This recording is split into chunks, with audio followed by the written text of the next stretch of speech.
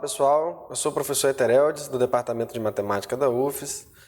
Bom, eu vou começar esse vídeo já falando como é que estão os indicadores na análise de hoje, né? Vou colocar aqui a data dessa análise. E, bom, na data de hoje, como é que estão os indicadores? E aí, se vocês quiserem rever os indicadores, a explicação de cada um deles, revejam aí os vídeos anteriores, né? No primeiro vídeo eu falo tudo sobre os indicadores, no segundo vídeo eu faço uma atualização, no terceiro também, e alguns comentários, e nesse eu vou fazer uma nova atualização, mais alguns comentários com relação à situação da pandemia aqui no Espírito Santo. Bom, então o primeiro indicador que eu vou comentar é sobre a taxa de transmissão. Na semana, na verdade do dia 25 de setembro, essa taxa de transmissão encontra-se em 0,8. Então esse é o dado mais atual que a gente tem. Isso deve variar um pouquinho ainda, mas a gente pode dizer que a taxa de transmissão no Espírito Santo está acima de 0,8, está em torno de 0,8.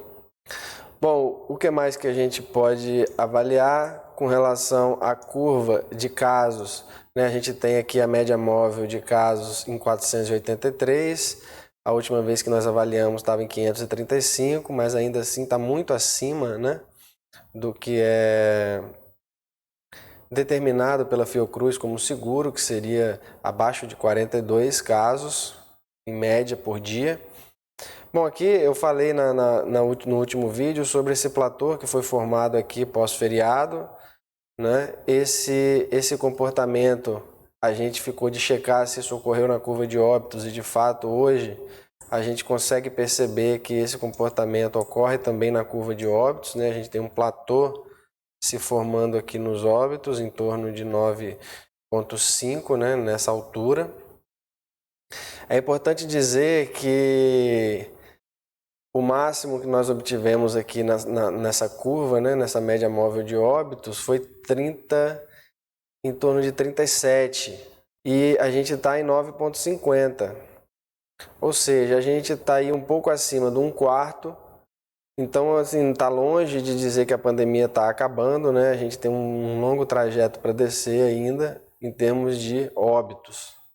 E esse comportamento de platô aqui na curva de óbitos, ele é ruim porque isso prolonga, né, o período para que se chegue a menos de um óbito por dia na média móvel no estado.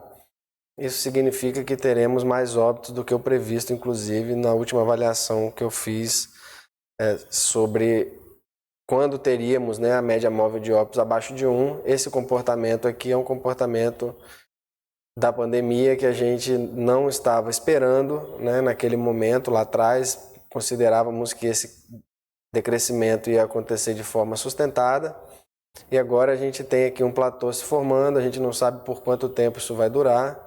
Com a abertura das escolas, a gente não sabe, por exemplo, se isso vai voltar a subir, né? Preciso aguardar. Um outro indicador importante é essa redução, que deveria estar abaixo de 20%, e está aqui em 11,33%, que é a redução dos óbitos no período imediatamente anterior. A ocupação de leitos, a gente está aqui com essa ocupação em 41,54%. Todos esses dados eu retirei lá do painel Covid, né, a menos da taxa de transmissão que nós estamos divulgando no site do Instituto Jones, do Núcleo Interinstitucional de Estudos Epidemiológicos. Então todos esses dados são públicos. Agora, fazendo a análise dos indicadores, né, como é que estão? Vou colocar aqui a gente está em 483 aproximadamente, e a gente não atende esse fator. Bom, aqui ele diz que a taxa de contágio deve ser menor que 1, mas o ideal menor que 0,5. Então a gente não atinge o ideal, mas está abaixo de 1. Então eu vou dizer que a gente atende sim esse item, não como o ideal, né, o que é o melhor possível para esse indicador. Bom, o 3 a gente não atende porque a gente está aqui em torno de 41,5% de ocupação. Deveria estar abaixo de menor ou igual a 25%. Essa previsão de esgotamento, eu vou dizer que a gente também atende, porque é uma questão da velocidade com que a gente está. A redução de 20% que a gente atendia da última vez, hoje não atende mais, porque A redução aqui do último período foi em torno de 11%. De positividade abaixo de 5% a gente também não atinge, porque se a gente fizer todos os testes possíveis, como a gente tem em média 480 casos, isso dá aproximadamente um quinto, né, 20% aí de positividade.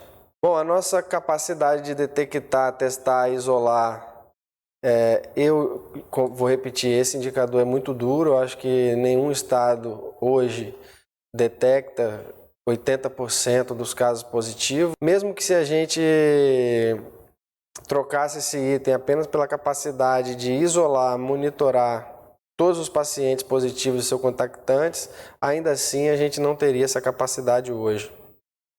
Então, mesmo tirando essa última parte, né, flexibilizando essa última parte, a gente também não atende a esse indicador.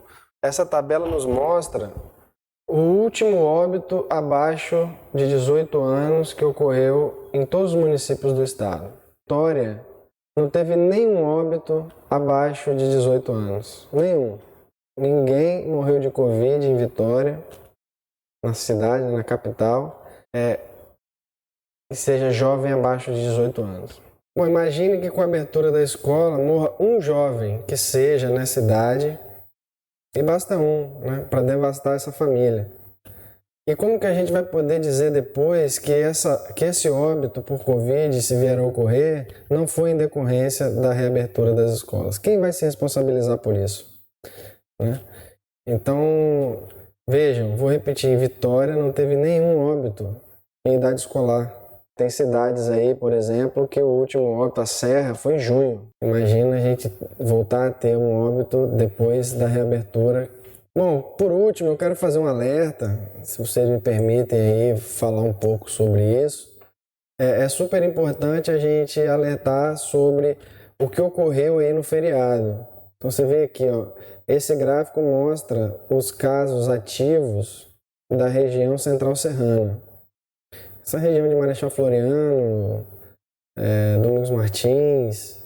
Então nessa região, logo após o feriado, o número de casos ativos deu um salto. O mesmo ocorreu aqui, ó, com Santa Teresa. Santa Teresa, esse gráfico magenta aqui.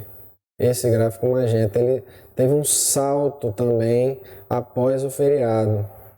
Então é super importante, né, que a gente está com um feriado aí, na verdade um feriado agora em outubro, outro feriado lá em novembro, né, feriados grandes, que o pessoal dessas cidades cobrem dos visitantes, né, cobrem também dos governantes, que as pessoas mantenham a etiqueta sanitária, mantenham os protocolos, mantenham os cuidados, porque isso é a prova cabal, né, de que a aglomeração, a falta de cuidados gera surto de contaminação. Então, nessas regiões tivemos surto de contaminação pós-feriado. E na verdade não foi só aí, né? Tivemos surto de contaminação pós-feriado em Vitória, surto de contaminação pós-feriado em Vila Velha, surto de contaminação em outras cidades.